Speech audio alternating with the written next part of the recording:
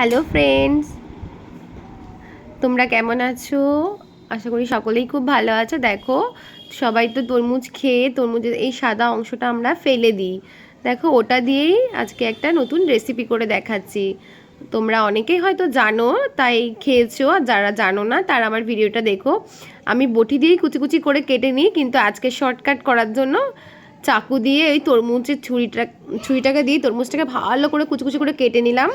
দেখো, তারপরে কেটে ধুয়ে নিয়েছি। তারপরে আমি গ্যাস অন করে কড়াই চাপিয়ে দিলাম। তার মধ্যে দিয়ে দিলাম সর্ষের তেল।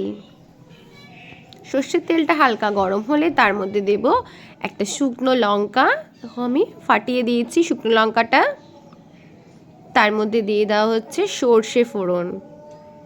বেশি কিছু উপকরণ লাগে না, আর এটা আমার মা রান্না করছে, পাশ থেকে আমি ভিডিও করছি। আর একটা কাঁচা লঙ্কা। তারপরে দেখো, তরমুজের যে সাদা অংশটা টুকরো করে কেটে নেওয়া হয়েছিল সেটাকে দিয়ে দেওয়া হলো। এরপরে একটু নাড়াচাড়া দিয়ে মা তাতে নুন আর হলুদ দিয়ে দিচ্ছে স্বাদ অনুযায়ী, মানে নুনটা স্বাদ অনুযায়ী দেবে আর হলুদটা পরিমাণ অনুযায়ী দেবে।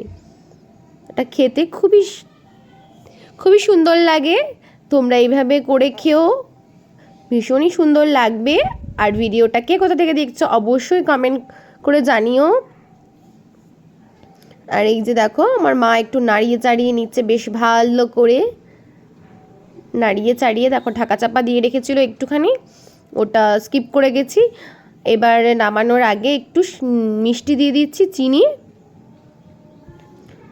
হাফ চামচ মতো চিনি দিয়েছে মা।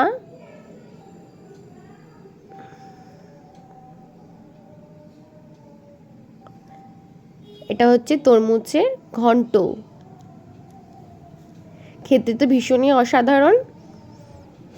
তোমরাও এভাবে বানিয়ে খেয়ে দেখো, ভীষণ ভালো লাগবে। এবার এটাকে মা নামিয়ে নিচ্ছে বাটিতে। আর ভিডিওটা কেমন লাগলো অবশ্যই লাইক করো, কমেন্ট করে জানিও। আর কোথা থেকে দেখছো সেটাও জানিও। Tata, bye bye.